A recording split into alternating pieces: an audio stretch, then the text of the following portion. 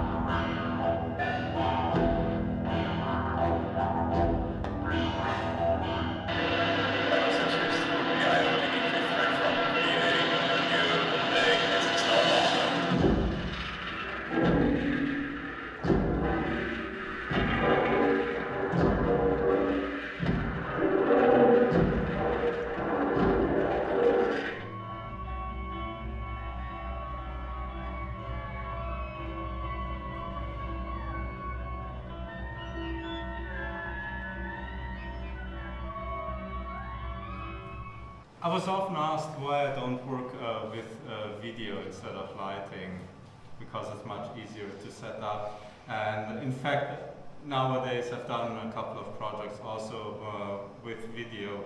But one of the main reasons why I was hesitant about video was that I find that video has this tendency of creating a window into a kind of different world on a stage, which lighting doesn't do.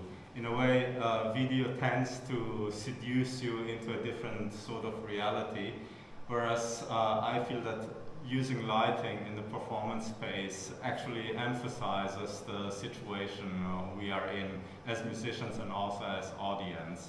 And therefore I also always perceived lighting as a very strong live element.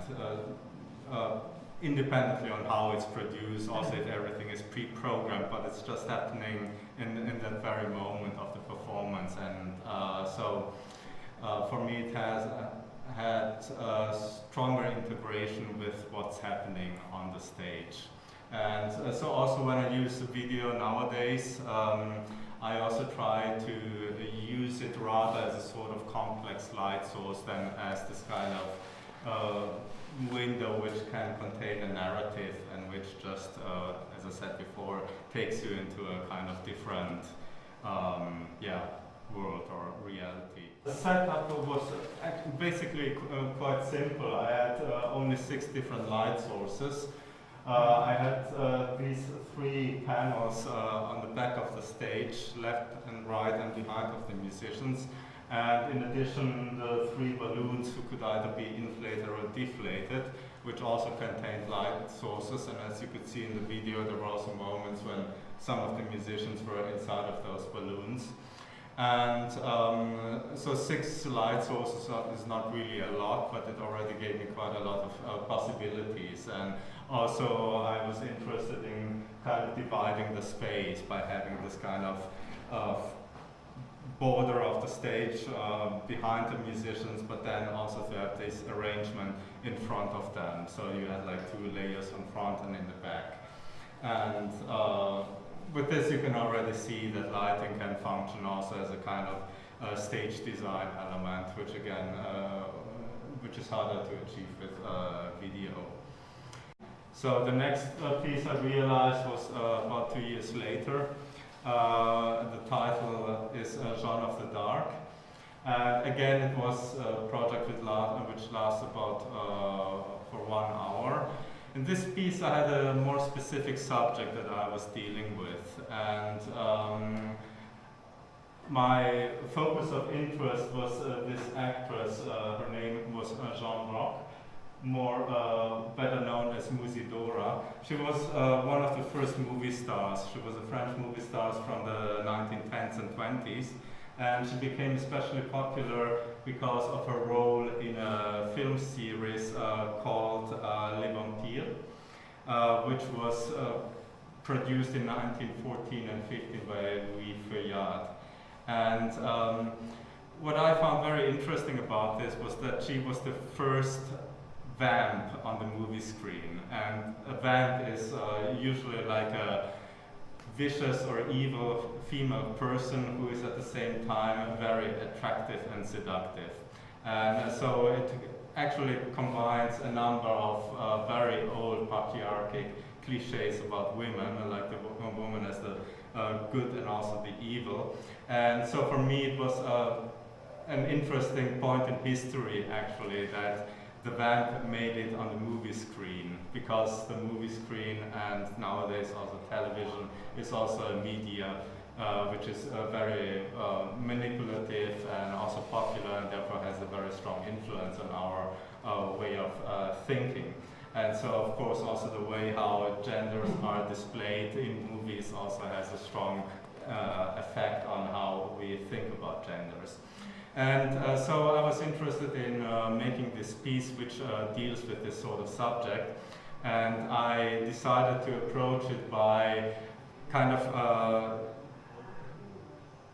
taking apart this role of the vamp into a number of very basic character traits. And so one of them was the vampire-like aspect. I mean, as the name says, vamp, it also has a kind of relationship with the idea of the vampire.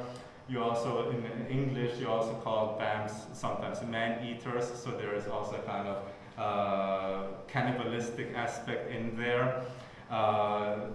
Cannibalism is the third section of this piece. So the first one was vampire, the third one was cannibalism, and the second section of the piece was titled eroticism. And so I wanted to compose 3 pieces for each of these sections, which are in character extremely different from each other. Actually, I wanted to create the impression that the first time when you listen to them, you have the feeling that one doesn't have anything to do with the other.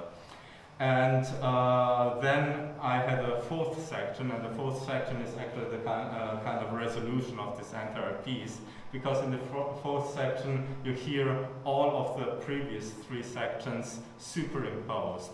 And then you actually realize that these 3 very, in style, very different sections belong together, and one piece is actually the counterpoint of another one. And so I'm going to play you 1 minute from each of the 3 sections. And I hope that you will be able to recognize how in the end they're all coming together.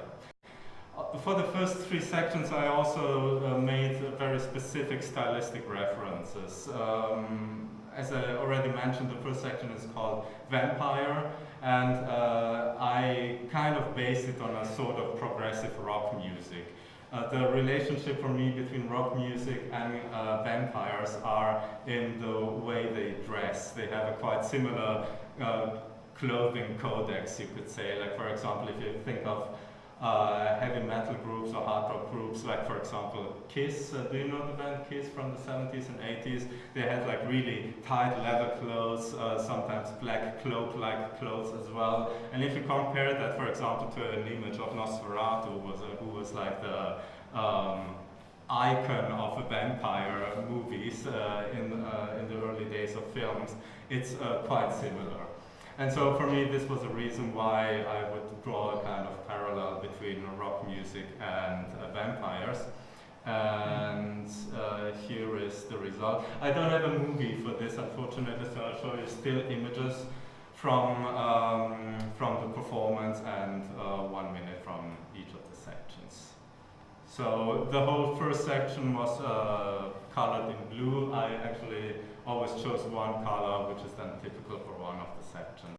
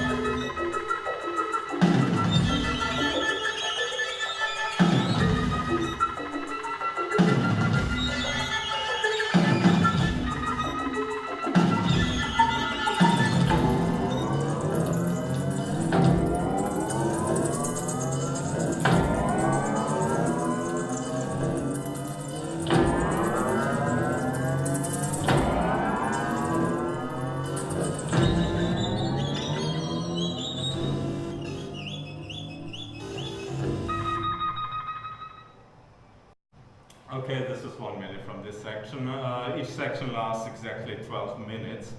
And so the second movement was titled Eroticism. Of course, it has to be read. And now, musically, for me, the reference for this section was muzak, like elevator music.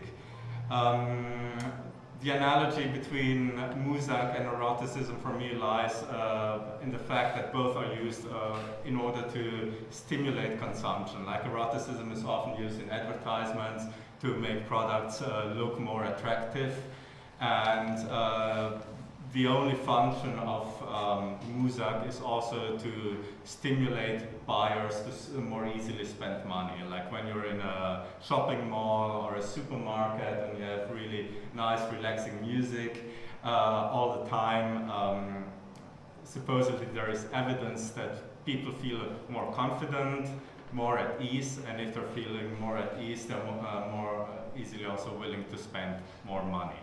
And so that's why I drew this parallel.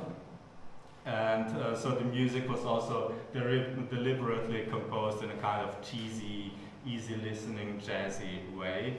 And this is what 1 minute from it sounds like.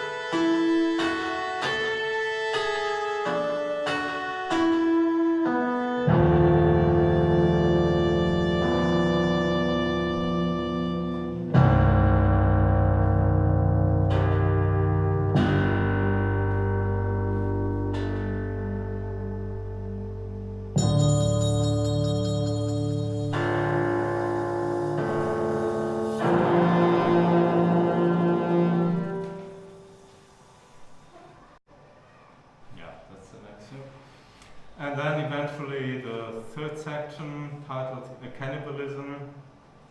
The excerpt I have here is not very typical for this section as a whole because it sounds quite harmonic and sparse. I have a lot also of rutter sounds in this section, but I wanted to take this excerpt because of the fourth section, which I'm going to show to you, so it has to be from the same minute in every piece. I'm just gonna play this to you. So this was more in a kind of yellowish tone.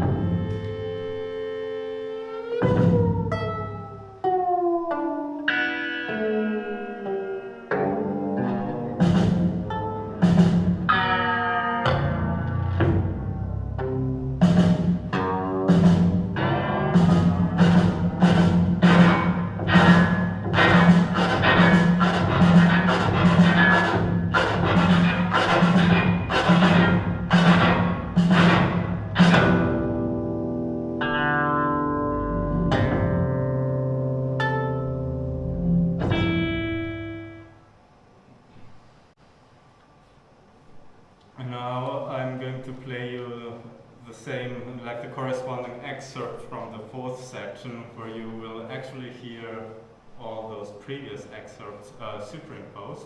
The only exception being the third section, which is actually played backwards. And so the entire thing sounds like this.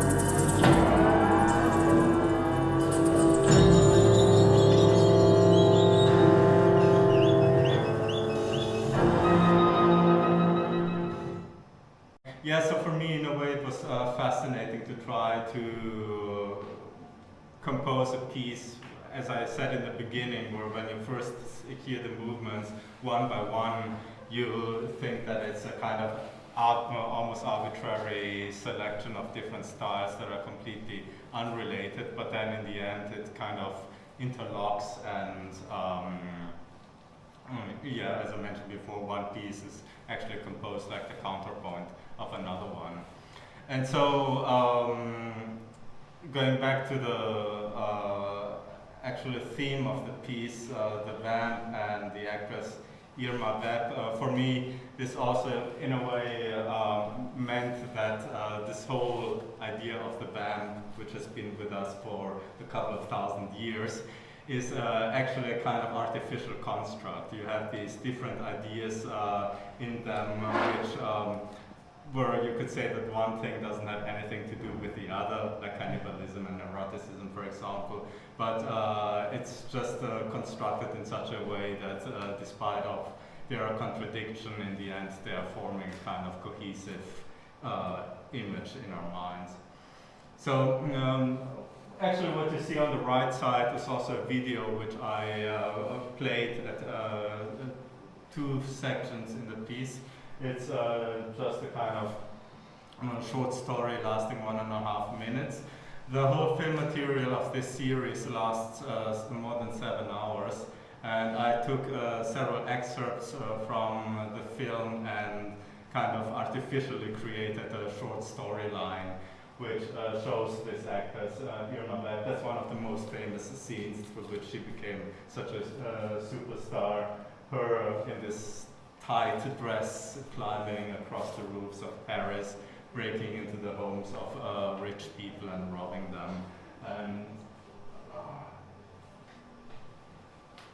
so also during the entire performance of the piece, I showed several excerpts of the piece, and then in the fourth section it actually also kind of comes together so that then you see this whole 1.5 minute movies also actually with added sound design. Of course it used to be a silent movie, but then I artificially added sound design, and then in the performance we are also actually adding dialogues to the film. So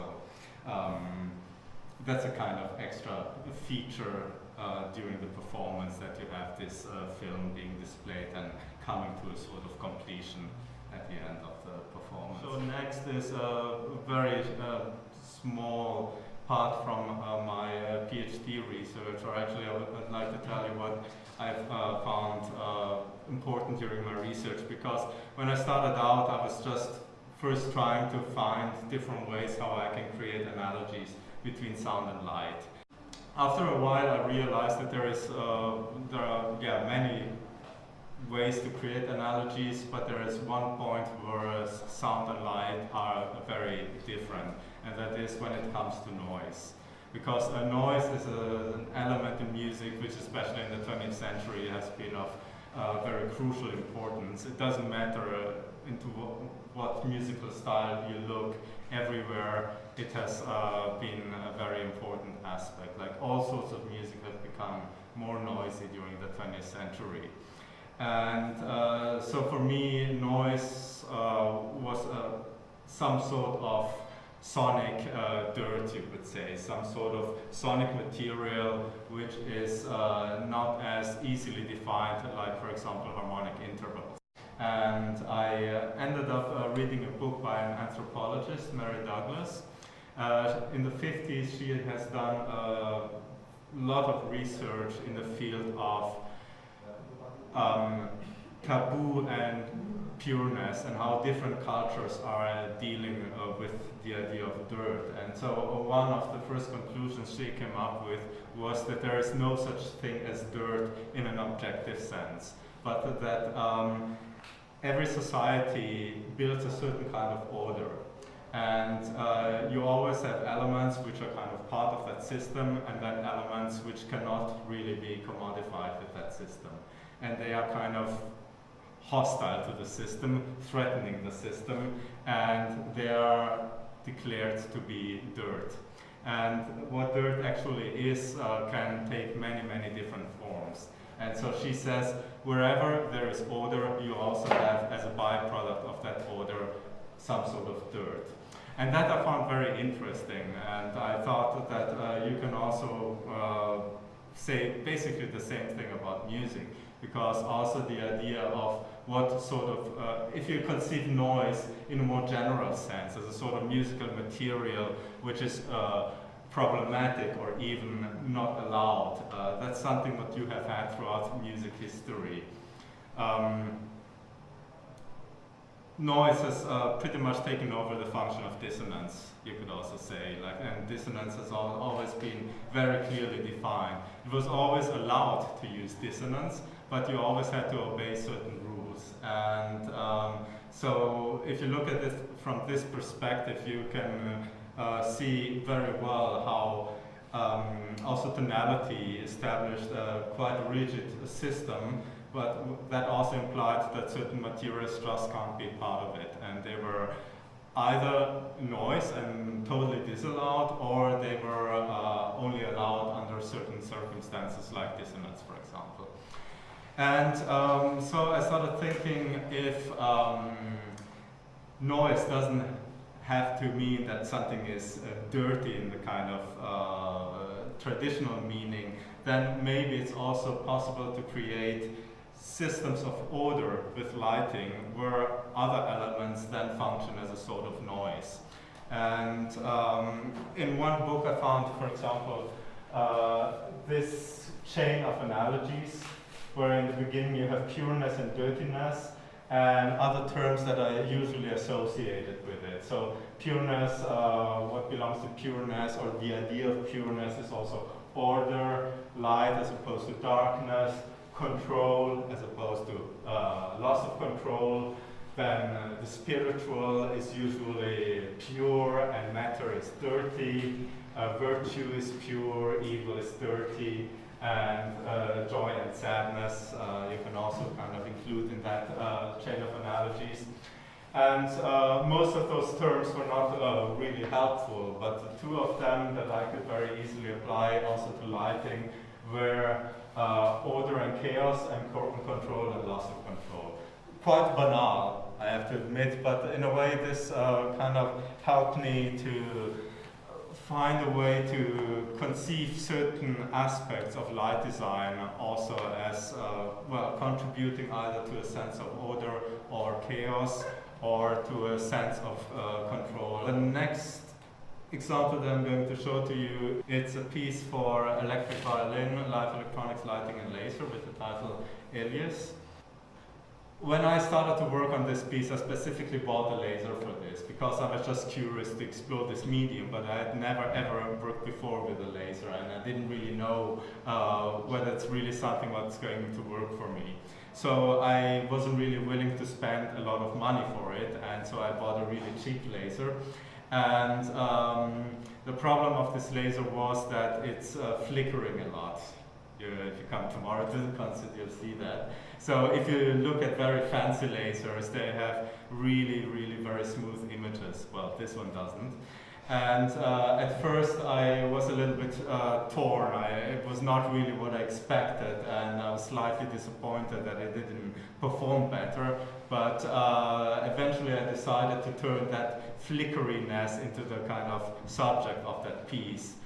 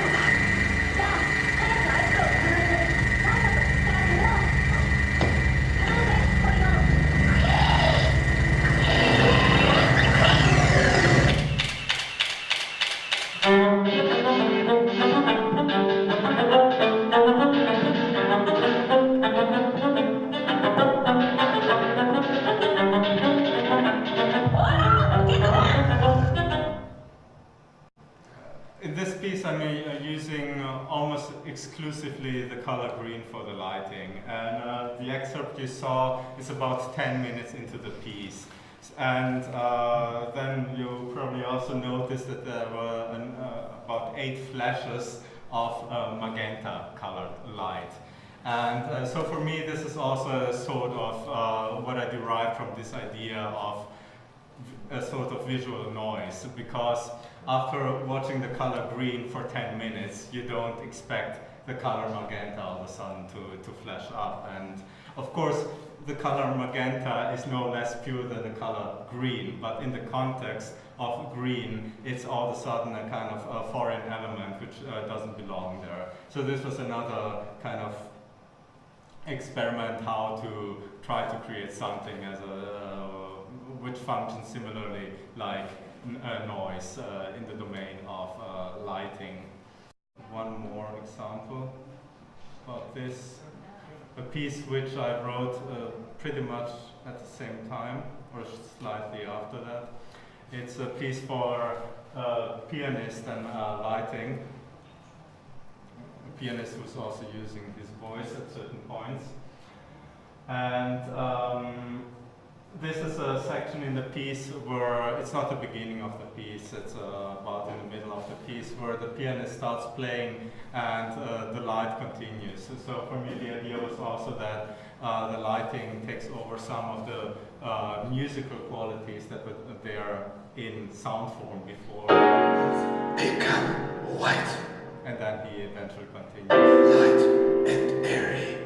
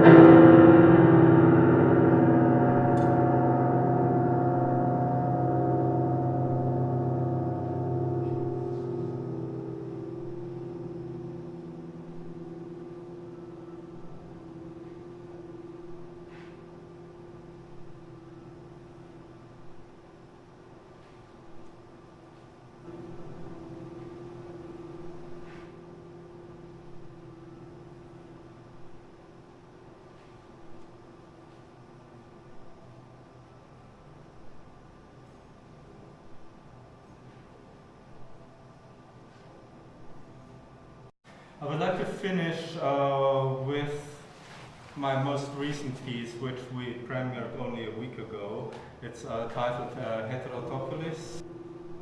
It's a piece which uses a lot of electronics, different sorts of electronics. I was playing different kinds of digital electronics. I wrote a granular synthesizer for this piece, which I used in there, and Barbara was also operating a modular analog synthesizer, and but she also played the violin, and then we had a guitarist playing baritone acoustic guitar and also fretless bass. On the left you see cave paintings on the top left from the cave in Limassol. I was working on this project together with a visual artist, Marcel Bühler, who designed laser designs for this piece. So the laser I didn't do myself. This one I did make the light designs in this piece. The piece in a way deals with different caves, and we were interested in those very old forms of painting, which are sometimes also referred to as the origins of art as we know it today. And then we paralleled it with more contemporary sorts of graffiti painting. And so for us, the interesting analogy was also that both are taking place underground. Graffiti specifically in the subway tunnels of New York. We also used kind of unusual stage setup for this piece because we wanted to also create a sort of cave-like situation in the performance hall. So all those little green squares are seats. So you can see that the audience was seated in a circular way, looking into the center. And in the middle of the circle, the laser was positioned, and it was pointing upwards. And above the audience, we had a huge round screen, which was also specifically designed by Marcel Bühler for this piece. And that screen had three different layers, semi-transparent, with semi-transparent cloths, so that whenever an image was projected onto the screen, you could see it 3 times, because it went through the first layer, through the second layer, and to the third layer, which created a kind of quite fascinating, as I find, three-dimensional effect. We made a DVD production also, but I didn't receive the video material yet, so I can't really play a film, but I would like by just playing you a short audio excerpt from that piece. Je crois qu'il y a, et ceci dans toute société, des utopies qui ont un lieu précis et réel. Un lieu qu'on peut situer sur une carte. Des utopies qui ont un temps déterminé, un temps qu'on peut fixer et mesurer selon le calendrier de tous les jours.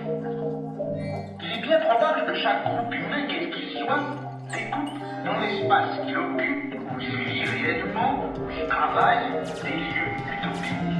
Et dans le temps où il s'affaire, des moments uchroniques. Voici ce que je veux dire.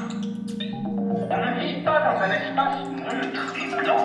On ne vit pas, on ne meurt pas, on n'aime pas dans le rectangle d'une feuille de papier. On vit, on meurt, on aime dans un espace quadrillé, découpé, bariolé, avec des zones claires et sombres, des différences de niveau, des marches d'escalier, des creux, des bosses, des régions dures et d'autres pliables, pénétrables, poreuses. Il y a des régions passage, les rues, les trains, les métros. Il y a des régions ouvertes, de la halte transitoire, les cafés, les cinémas, les plages, les hôtels. Et puis il y a les régions fermées, du repos et du schisme. Okay, thank you. I have to stop now.